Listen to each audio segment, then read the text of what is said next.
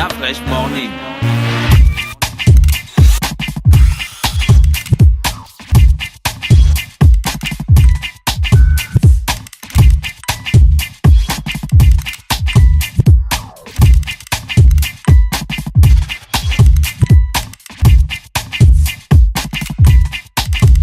UrbanFM.fm. Urban FM. Découvrez et apprenez Urban FM. C'est la première radio urbaine en Gabon. Urban FM, c'est aussi une équipe de jeunes dynamiques à votre écoute pour vous satisfaire. La recherche d'une qualité de son parfaite, de nouvelles techniques de communication. Urban FM, c'est une nouvelle manière de voir et de faire de la radio. Grâce à Urban FM, vous n'écouterez plus la radio de la même façon. Entrez dans l'univers Urban FM 104.5, la station urbaine. 104.5. Urban FM. Le réveil matinal le plus hot de la capitale sur la radio. La plus hot de la capitale. La politique est à l'honneur ce matin avec Mosley. Mosley, on parle de quoi aujourd'hui? Comme je le disais tout à l'heure, nous allons parler, on va revenir. Pourquoi tu es content? Non, il faut toujours, il le faut bien chaque matin que nous soyons heureux parce que du moins qu'on ait de la bonne humeur, c'est ce qui nous permet de continuer à donner de la bonne ambiance chez les populations qui nous écoutent. Donc je pense que c'est important. Les expressions des politiques chez les populations. Il ne peuvent pas dire chez les auditeurs, chez les populations. Les populations. Donc tu as fait le footing avec Ça, c'est quand on veut briquer. Non, j'ai pas fait de footing avec BBM encore. Est-ce qu'il y a un message qui se cache derrière son footing? Oui. Le sport, c'est la santé. En tant qu'analyste politique, Le comment sport, tu c'est la analyses cette santé. situation? Le problème, c'est que les gens qui ont commencé à voir BBM au départ ne l'ont pas pris au sérieux, mais ils communiquaient. C'est de la communication, sauf qu'ils ne communiquent pas comme à la traditionnelle. On passe à la télé, on fait son speech et puis on pose des questions. Lui, il a choisi une voie assez intéressante. Il parle du Gabon d'après. D'accord. Et pour lui, il dit dans ses discours que le Gabon d'après doit arriver très vite. Et très vite, pour aller très vite, on peut prendre soit la voiture, quand on n'en a pas, on prend le train, quand on n'en a pas, on prend l'avion, mais à défaut, puisqu'on ne peut pas, on ne veut plus marcher, on court. C'est ça. Est-ce que c'est un rapport avec ce qui se passe dans Forrest Gump, le gars qui court et puis après tous les États-Unis font attention à lui? Je crois, tu as suivi ça, non? Forrest Gump. Forrest Gump, il courait tout le temps. Non, je crois que c'est pas. C'est le même système de communication. C'est peut-être pas le même système, mais c'est dans l'idée. C'est dans l'idée, même si je n'ai pas encore eu la possibilité de poser la question. Mais tu as discuté à avec l'ancien lui, vice-président. Oui, j'ai discuté avec lui à une réunion de BBM. Oui, à une réunion de l'ambassade réception. des États-Unis, une réception de Et l'ambassade des tu lui as posé la question?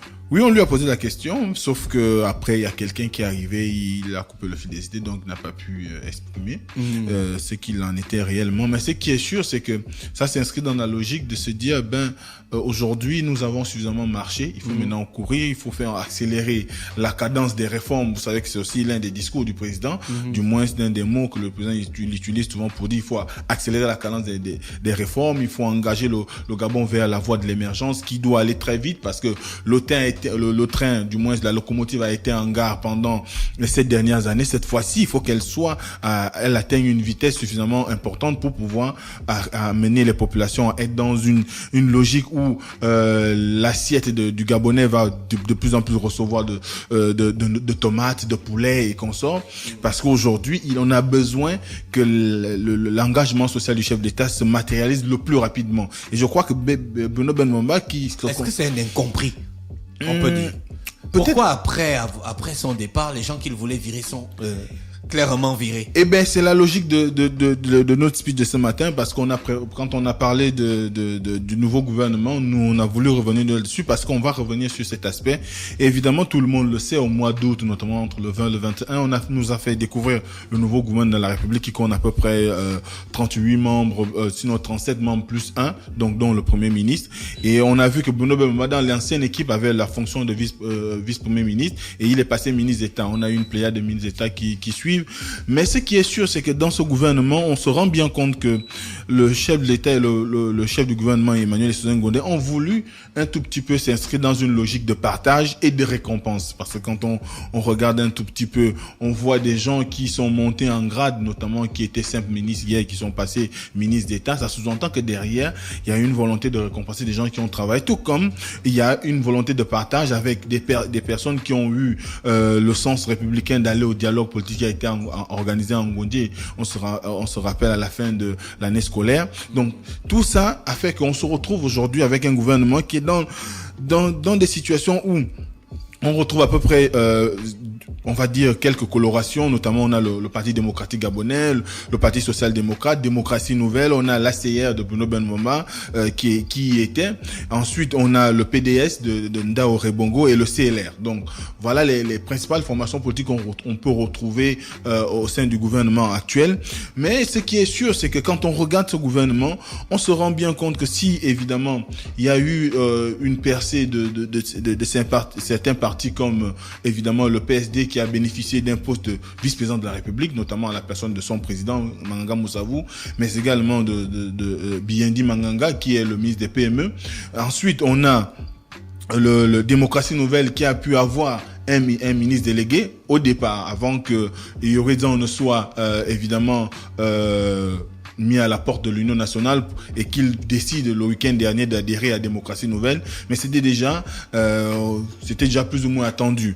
Ensuite, on a Ndaoré Bongo qui également avec son parti ont bénéficié, le PDS ont bénéficié d'un fauteuil au gouvernement, mais également de la gestion d'une institution qui se veut constitutionnelle dans un avenir proche, puisque nous sommes dans la mouvance de la révision de la Constitution. Donc, il est resté président du Conseil national de démocratie, comme René Desmezor est d'ailleurs président du Conseil économique et social qui se veut également environnemental dans les jours qui arrivent aussi.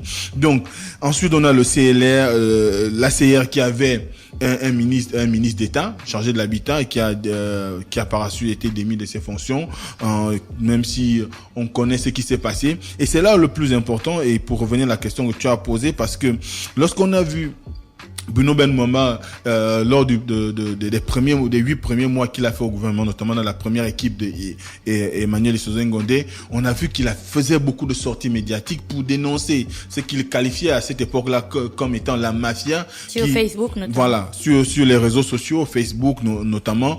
Et évidemment, il disait qu'il y avait une mafia qui s'est installée durablement au niveau du ministère de l'Habitat et qu'il fallait chercher à faire en sorte qu'on la déboute, qu'on la mette hors de ce ministère-là pour permettre à ce que le plan qu'il a amené, du moins la logique qui était la sienne de mettre en place un nouvel ordre urbanistique qui était dans le cadre de faire en sorte que toutes les populations bénéficient des logements sociaux, bénéficient d'un accompagnement de l'État pour pouvoir s'octroyer un terrain et que cette politique soit mise en place. Mais il faisait face à des blocages et vous vous souviendrez qu'il allait même à suspendre 2 directeurs des institutions, du moins des organismes du ministère de l'Habitat, notamment le directeur général de l'époque de la SNLS et celui de la CENI.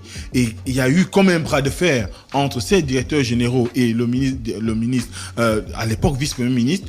Et pendant que Moubamba s'attelait à dire que ces personnes-là n'étaient plus de nature aujourd'hui à être en phase avec les ambitions qui étaient les ambitions de l'État pour promouvoir le ministère de l'Habitat, eh ben on a vu comme si le gouvernement dans le reste de l'équipe n'était pas très en phase avec ces derniers, et il y a eu des rappels à l'ordre du Premier ministre, il y a eu des sorties médiatiques du porte-parole du gouvernement qui allaient dans le sens. D'ailleurs, on se souviendra qu'il y a même eu des échanges sur la place publique entre le vice-premier ministre et le ministre porte-parole du gouvernement, à cette époque-là, parce que dans l'esprit de Moubamba, monsieur Mapessi et Juste Valeur Okologo avaient été des freins pour la mise en place du projet de construction des logements sociaux mis en place par le chef de l'État, et que lui, il entendait apporter une nouvelle dynamique qui ferait que ce processus soit relancé, notamment à travers les chantiers qui avaient été abandonnés. On se rappelle encore du moins on se souvient de la cité des Trois Dorades à Port-Gentil, des logements sociaux qui se retrouvent à Bikele, ou encore des différents logements qui ont été promis dans les provinces et qui jusqu'à aujourd'hui ne voient pas le jour. Donc dans cet engrenage-là, Bruno Ben Moumba est monté au créneau, il a dit beaucoup de choses qui, malheureusement, n'avaient peut-être pas à cette époque-là attiré l'attention, non seulement du Premier ministre, mais également du chef de l'État, mais qui, au finish, il a fini par avoir raison parce que on se rend bien compte qu'aussitôt sorti du gouvernement, monsieur Mapessi a été mis aux arrêts.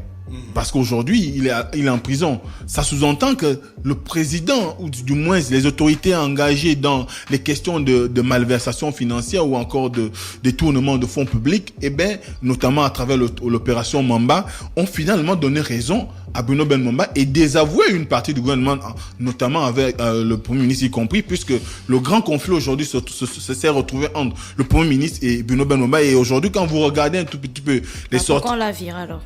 Mais on l'a viré certainement. C'est le Premier ministre, le plus fort gars. Voilà, certainement parce que le Premier ministre, il est le chef d'orchestre du gouvernement et peut-être qu'il avait plus de relations directes avec le président à cette époque. Mais ce qui est sûr, c'est que avec la mise aux arrêts de monsieur Mapessi, même on peut aller plus loin parce il vous souviendra aussi que le nouveau directeur des impôts, qui était récemment directeur général de l'agence nationale de l'ANUTCG, l'agence nationale de l'urbanisme et des travaux topographiques, lui aussi il avait fait l'objet d'une affaire concernant la gestion du foncier, notamment au nord de Libreville, dans la commune d'Akanda. Mais tout cela avait été mis en branle et porté à la connaissance des populations par Bruno Ben Moumba. Est-ce qu'on ne peut pas aussi lire le fait qu'on ait fait partie, monsieur Akomozoro, de l'ANUTC pour les impôts? Est-ce que ce n'est pas aussi une façon peut-être de dire, bon, on va un peu assainir l'environnement de l'habitat et le mettre de côté. Donc tout ça aujourd'hui fait que quand on parcourt un tout petit peu les discours de Moubamba, on voit les attitudes du Premier ministre, on se rend bien compte que le Moubamba a eu raison de dénoncer un certain fait, malgré le fait qu'on l'a appelé à la solidarité, et on a envie de croire que finalement, le problème aujourd'hui, ce ne sont pas les ministres qui sont chargés de l'exécution d'un certain nombre d'engagements, mais ce sont aussi également ceux qui sont qui ont le devoir du moins ceux qui leur confient ces responsabilités, parce que on a nommé Bruno Ben Moumba un poste dans un ministère que tout le monde sait sensible dans notre pays. D'ailleurs, tout le monde l'a toujours dit, et on se souviendra qu'en 2009, dès l'arrivée du président de la République, le premier Tsunali, comme on les appelle, avait concerné ce ministère qui avait pratiquement été mis à plat parce qu'on avait viré pratiquement tout le monde. Et aujourd'hui, quand on voit Moubamba continuer à dénoncer les travers qui existait déjà avant même l'arrivée d'Ali Bongo au pouvoir, et ça sous-entend qu'il y a eu comme un lobby dans ce ministère qui fait que quand quelqu'un qui a de l'ambition, qui veut faire en sorte que la machine du logement décolle au Gabon, se met à s'exprimer, on trouve tous les subterfuges pour pouvoir les vincer de là. Et aujourd'hui, imaginez-vous qu'on s'est retrouvé même dans une situation où, parce que ce qui a fait que Moubamba Bruno Ben Moumba se déclare pratiquement une guerre ouverte au Premier ministre, c'est parce qu'on l'a délesté d'un certain nombre de prérogatives qui revient au ministère de l'Habitat, notamment avec la question de la gestion du foncier et sinon de l'urbanisme du foncier. Donc, du coup, il a estimé que, en tant que ministre chargé de l'Habitat, en enlevant ce pan entier qui concerne le foncier, on lui confiait la gestion d'une coquille vide. Et c'est la raison même pour laquelle, lorsqu'on a vu la nomination de Josué Mbadinga, qui, on se rappelle, au moment où on avait vidé, on avait mis à plat le ministère de l'Habitat, était un des ministres qui avait en charge ce ministère avant 2009. On le fait revenir, il accepte une coquille, ce que Moubamba qualifie de coquille vide. Ça sous-entend que derrière, c'est comme si on avait un lobby qui était installé au ministère de l'Habitat et qui ne voudrait pas que la situation qui est celle qu'on connaît aujourd'hui avec le logement qui est de plus en plus cher à Libreville, qui est celle de l'incapacité de l'État à pouvoir régler de façon pérenne cette question-là. On a envie de croire que ce sont ces gens-là qui freinent à la limite. Donc, Donc là, on voit bien qu'il y a eu une victoire de Bruno Ben Moumba sur la question de Monsieur Mapessi et certainement qu'il a été incompris dès le départ. Et aujourd'hui, il y a même eu, on va dire, un raffermissement des relations que lui continue à revendiquer avec Ali Bongo parce qu'il dit qu'il reste en intelligence, sinon en partenariat efficace et dynamique avec Ali Bongo. D'ailleurs, on se souviendra qu'un de ces hommes a été nommé directeur général de la Société nationale de logement. Une autre estocade à l'endroit du Premier ministre parce que quand on veut maintenir quelqu'un, on le met aux arrêts et on prend quelqu'un qui est déjà aux côtés de celui qui vous dénonce et on le met à sa place, ça sous-entend qu'on vous désavoue. Donc en réalité, si le Premier ministre avait une meilleure lecture, du moins avait la possibilité de dire un certain nombre de choses, avec cet acte-là, sous d'autres cieux, il aurait pu quand même dire, bon, je vous laisse le tablier, je rentre chez moi. Parce que c'est une estocade qu'on lui a donnée. Mais bon, comme nous sommes au Gabon, toujours on minimise la portée de certaines décisions que nous prenons. Peut-être parce que sur le plan individuel, on voudrait continuer à avoir un certain train de vie, une certaine attitude vis-à-vis des populations, bénéficier d'un certain aura. Mais ce qui est sûr, le conflit qu'il y a eu entre Bruno Ben Moumba, du moins qui continue à exister, même si le Premier ministre n'en parle plus trop depuis que Bruno Ben Moumba a été évincé du gouvernement. Mais ce qui est sûr, c'est que Moubamba est sorti victorieux parce que Mapessi est en prison, le secrétaire général de l'ACR, qui est Joël Mbiamani Tchouéré, qui est quelqu'un d'assez qualifié, parce que il a été sous d'autres cieux, d'après le CV qu'on a pu lire, il a été pendant près d'une dizaine d'années responsable des questions de logement et d'habitat dans une ville, dans un pays en Occident, notamment au Canada où il résidait. Donc ça sous-entend que c'est quelqu'un qui est suffisamment capé, et sans oublier que c'est une confirmation de la volonté du chef de l'État à faire en sorte que Moubamba soit toujours un de ses alliés politiques. Donc, en un mot, à ce moment-là, quand on regarde la configuration du gouvernement d'aujourd'hui, on se rend bien compte qu'au-delà du partage qui a été celui des postes pour le dialogue, mais il y a eu quand même des gens qui sont allés au gouvernement pour aller travailler, pour aller servir l'État. Malgré tout ce qui s'est passé, notamment en ce qui concerne le cas de Moubamba, il y a quand même une volonté affichée et manifeste de la part de la plus haute autorité qui est le président de la République de faire en sorte que cette relation-là et ce qu'il a dénoncé soit de plus en plus pris avec beaucoup de pincettes pour éviter qu'on ne tombe encore dans les mêmes travers. Parce que le logement, c'est l'une des questions les plus importantes de ce septennat. Parce que si on néglige le logement, c'est qui est sûr, on pourrait avoir une situation sociale de plus en plus compliquée. Parce que vous avez des Gabonais aujourd'hui qui ne savent même plus à quel sens se vouer par rapport à la hausse des prix en ce qui concerne la location. Vous allez dans des quartiers comme Cocotier où vous avez déjà des maisons qui coûtent près de 300 000 francs CFA. À Cocotier. À Cocotier. Il y a même quoi. Vous avez non, mais le type de logement à Cocotier n'est pas adapté. À coûter 300 000. À coûter 300 000, tu vois. Donc, ce qui sous-entend qu'il y a quand même une surenchère aujourd'hui qui fait que le train Il n'y a pas de contrôle. Le train de vie du Gabonais se retrouve un peu pas très accommodant. Et on voit bien qu'aujourd'hui, les Gabonais peinent à se loger, à se nourrir convenablement. Parce que quand vous avez les 3/4 de votre salaire qui finissent dans le logement, la fourniture, le règlement de la facture de l'électricité, et ben ce qui est clair, c'est que la question en rapport avec l'achat de nourriture et consorts, elle sera amoindrie. Vous ne pouvez plus avoir des prévisions en ce qui concerne la prévention en cas de maladie et consorts. Parce que ni le divertissement. D'ailleurs. Ni le divertissement. Donc, du coup, très important. Qui est très important. Surtout les vendredis. Donc, comme aujourd'hui. Donc, il faut évidemment que on pense à régler cette question du logement qui coûte très cher au niveau de notre pays. Et c'est là où le Premier ministre gagnerait maintenant à montrer à Moubamba qu'il a été là, il a dit des choses, mais des choses peut-être qui n'étaient pas fondées, mais avec ce désaveu que, comme je l'ai dit tout à l'heure, notamment avec la mise en prison du moins il a été mis en prison. Il est parti, on te met aux arrêts et on peut te libérer, mais là, il a été envoyé à sans famille, comme on dit. À la prison centrale des Libreville, oui, là-bas, c'est... Pourquoi on appelle ça sans famille? Parce que tu n'as pas la famille là-bas. Quand tu arrives là-bas, il y a plus les parents. Il y a la famille qui vient te donner la nourriture. Il y a des jours où la famille vient donner la nourriture. Ouais, il y a des jours de visite quand même. Donc quand tu vas donner la nourriture à quelqu'un en prison, tu manges d'abord une partie de la nourriture. Oui, parce qu'il faut qu'on vérifie que ce n'est pas empoisonné, que tu ça n'es pas en train de faire danger, voilà, ça ne représente aucun danger. Mais si tu manges la partie où tu n'as pas mis le poisson. Non, c'est pas toi qui choisis la partie. C'est comme quand on fouille tes bagages et qu'on doit ouvrir des choses, on te demande à toi-même. Du genre, il dit ouvre ça, tu vois, non, c'est pas toi qui choisis. On dit goûte là. Tu goûtes. Maintenant, Mais si tu si, hésites à goûter, c'est que... hein. Il y a un truc, tu vois. Donc, du coup, c'est tout cet environnement qui tient compte du gouvernement qu'on a. Ensuite, on arrive à la seconde partie qui est celle des récompenses parce qu'il faut quand même en parler.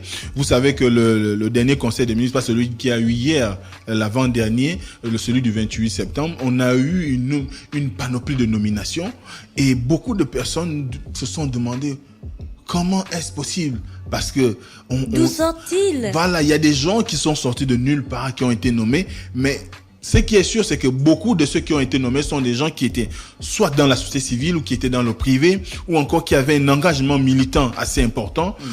Il vous souviendra que vous avez eu la nomination de Brice Lacuche Alianga au poste de directeur de cabinet du président de la République. C'est pas quelqu'un qu'on peut ignorer. On pourrait dire qu'on ne connaît pas au niveau de l'engagement politique. On l'a reçu en interview ici déjà.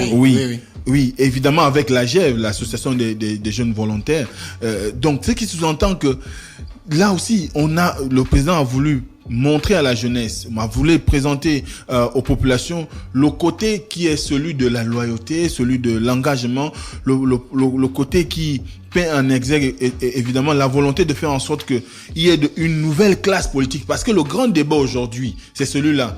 On a besoin d'une nouvelle classe politique, pas n'importe laquelle aussi. On a besoin d'une classe politique qui soit capable de rendre effectif les décisions prises par Ali Bongo Dima en tant que président de la République, mais également le chef du gouvernement qui assure l'applicabilité de ces mesures-là. Donc, on a eu des jeunes qui ont été nommés. Nous avons eu, comme je l'ai dit tout à l'heure, Brice Lacuche Alianga. Nous avons eu une nomination au niveau du ministère notamment du tourisme avec Arissani Karine qui a été très bien. Voilà, qui a été nommé qui est passé ici aussi. Voilà, directrice générale de la Gatour. On a le FONAS avec Herman Kamono. Voilà. Et un certain nombre de jeunes qui jusque-là étaient méconnus du grand public, mais qui avaient un engagement politique assez connu. Quand je dis inconnu, parce que sur le plan de terrain et la réalité, peut-être sur le plan social, on ne les connaissait pas vraiment, mais qui, sur le plan politique, avait une existence et qui avait, au moment de l'élection 2016, participé pleinement à faire en sorte que le chef de l'État soit réélu. Donc du coup, c'est cet engagement qui a été récompensé et beaucoup nous annoncent qu'il y aura plusieurs autres récompenses qui vont arriver, tout comme la société civile qui n'en a pas été mise de côté. On se rappelle de madame PPC Ogoulegende qui a été nommée également directrice générale adjointe du budget. C'est un poste important parce que pour quelqu'un qui a un engagement associatif notamment dans les ONG et beaucoup d'organismes sur le plan national en ce qui concerne le social, arriver à ce poste-là, c'est quand même la récompense de l'effort. Donc, on espère tout simplement que toutes ces personnes qui ont été engagées, qui ont été nommées, vont pouvoir faire en sorte que les différentes réformes qui ont été initiées par le gouvernement, notamment en ce qui concerne les charges qui sont les siennes, pourront clairement les rendre pratiques sur le terrain, pourront faire en sorte que les populations ressentent l'effet escompté de ces nominations-là, parce qu'aujourd'hui, c'est la grande problématique. On nomme des gens, on prend des décisions, mais quel est l'impact auprès des populations, notamment en ce qui concerne la vie chère, en ce qui concerne, tout comme vous vous souviendrez, on avait reçu monsieur Emmanuel Eyegeze aujourd'hui, il y a quelque temps, il a été nommé aujourd'hui directeur général de la consommation, de la concurrence et de la consommation. Donc c'est un travail de fond. En fait, on a reçu toutes les personnes qui ont été nommées. Plus ou moins. Donc quelque part, c'est maintenant pour le président. Non, en fait, on est comme, c'est l'antichambre Mosley avant de passer aux nominations. Je n'ai pas envie de dire ça. Laissez-moi enjoy. Bon, si vous voulez être nommé, payez une interview à Urban FM. On augmente les tarifs. Non, ça c'est pour rigoler. Donc, non, c'était la blague. Donc, ce qui est sûr, de façon générale, le nouveau gouvernement a été mis en place. Il y a eu des hicks, il y a eu des couacs, ainsi de suite, notamment entre Moubamba et Issoze Ngonde. Mais ce qui est sûr, c'est que là, nous sommes à l'orée d'une... Ce qui est sûr, c'est que Moubamba continue sa course. Voilà, Moubamba continue sa course. Il continue parce qu'il continue à granger quand même quelques adhésions. Tu penses que si on le rappelle au gouvernement, il repartira? Oui, il repartira. Il repartira d'ailleurs parce qu'il veut travailler pour son pays. D'ailleurs, il l'a dit lors d'une interview qu'il a accordée à Charles Obamando, qui est un des journalistes de Gabon Télévision. Il disait que aujourd'hui, il est prêt à assumer la charge d'un gouvernement providentiel. On attend de le recevoir pour savoir à quoi ça renvoie cette notion de gouvernement providentiel, parce qu'aujourd'hui, il estime être en main ça veut dire qu'il veut diriger le gouvernement. Donc, il est prêt, du moins, il est le challenger d'Isso Ngondé. Maintenant, à Isso Ngondé de se mettre au taquet, de se mettre au travail, de se mettre au niveau pour pouvoir essayer de faire ce que Moubamba fait en termes de rassemblement, en termes d'engagement, parce qu'il faut savoir que récemment, là, il s'est engagé dans l'humanitaire et il a pu pourvoir Il a pu, c'est bon. Il a pu pourvoir pourvoir. Ah, d'accord, voilà. pourvoir. D'accord. Oui, non, parce j'entendais, il a pu pouvoir. Je ne comprenais non, il pas a pu pourquoi. pourvoir. Les oreilles, c'est comme Pourvoir. D'afresh. Donc, il a pu pouvoir. C'est la rentrée, En matériaux, par exemple, la réhabilitation d'une école dans l'arrière-pays, des choses qui fait ça l'arrière-pays. Parce qu'il y a le pays et puis derrière le non, voilà, ça veut dire quoi l'arrière-pays? Parce qu'il y a la capitale qui est comme donc, la capitale, c'est le pays. Bah non, donc, si c'est là-bas, tu dis la province. Oui, la Marine, c'est dans l'arrière-pays. Tu dis à l'intérieur du pays, ou la province, ou je sais pas. Dans l'arrière-pays. C'est péjoratif, ce terme. Je te jure. Donc, évidemment, c'est un engagement aujourd'hui qu'il prend. On espère tout simplement, avec tout ce qui s'est passé, que on va avoir beaucoup plus un gouvernement dynamique, compétent, capable de soulager les maux qui minent aujourd'hui la société gabonaise. On a parlé tout à l'heure des routes, des inondations, du logement, la précarité, l'absence d'infrastructures scolaires et sanitaires, la question comment? Non, tu dis?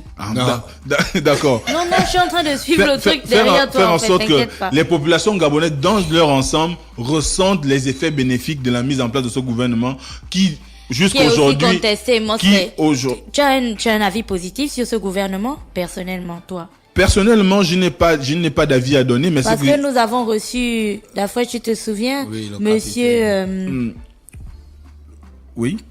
Makita Nyembo. Voilà, Makita Nyembo, désolé, je cherchais son nom, qui lui l'a qualifié de gouvernement de bric-à-broc, je crois. C'est son opinion. C'est simplement, c'est politique. Oui, mais étant donné, je veux qu'il analyse ça, en fait, étant donné que monsieur Makita Nyembo est un homme politique. Mosley aura l'occasion d'analyser ça la prochaine fois. Il est 9h. Là, d'après, je vais déjà boucler ta rubrique, en fait. Mosley, on est en train de terminer, non? Voilà, je termine. Pour dire que, de façon générale, le gouvernement, moi, personnellement, je n'ai rien à redire. Ce qui est sûr, c'est que le président sait à qui il a confié les responsabilités. Il faut désormais que ces personnes qui ont été nommées se mettent au travail.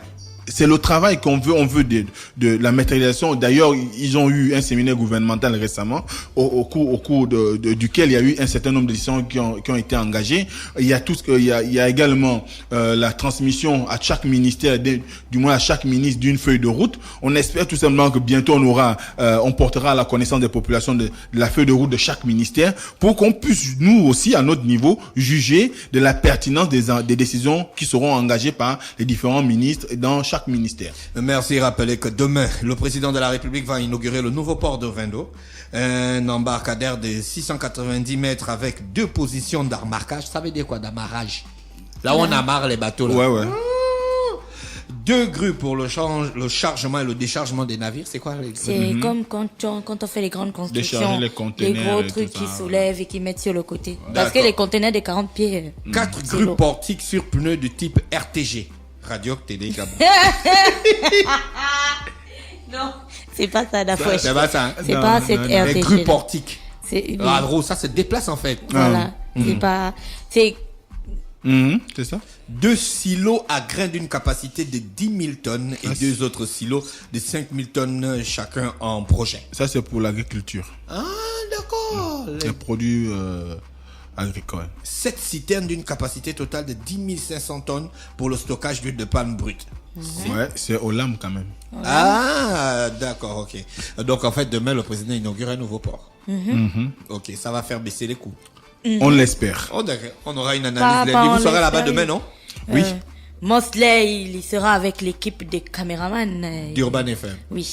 Merci, restez connectés sur les 104.5. On se retrouve lundi lorsqu'il sera exactement 7h. Je remercie encore Gina qui est avec nous ce matin et à Mosley. Sans oublier que nous avons reçu Benny Banks et Pépé pour le sport. Restez connectés Passe sur les l'info au grand J, 104.5. s'il te plaît, pour qu'ils se souviennent qu'aujourd'hui c'est vendredi et que le vendredi, Tout est permis. il est très attendu. Tax Force. D'accord. On se dit bye bye et on se retrouve lundi lorsqu'il sera exactement 7h pour le réveil matinal le plus haut de la capitale sur la radio la plus haute de la capitale. Le réveil matinal le plus haut de la capitale sur la radio la plus haute de la capitale. Du lundi au vendredi, de 7h à 10h, reçoit 104.5 tonnes de musique dans le DAF Morning. Urban FM. Découvrez et apprenez Urban FM. C'est la première radio urbaine au Gabon. Urban FM, c'est aussi une équipe de jeunes dynamiques à votre écoute pour vous satisfaire. La recherche d'une qualité de son parfaite, de nouvelles techniques de communication. Urban FM, c'est une nouvelle manière de voir et de faire de la radio. Grâce à Urban FM, vous n'écouterez plus la radio de la même façon. Entrez dans l'univers Urban FM 104.5, la station urbaine. 104.5, 104.5, 104.5. Urban FM, Urban FM. Urban FM.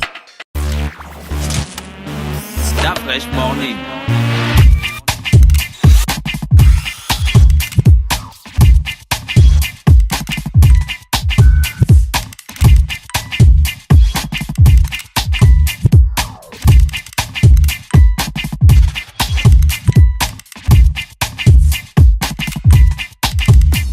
UrbanFM.fm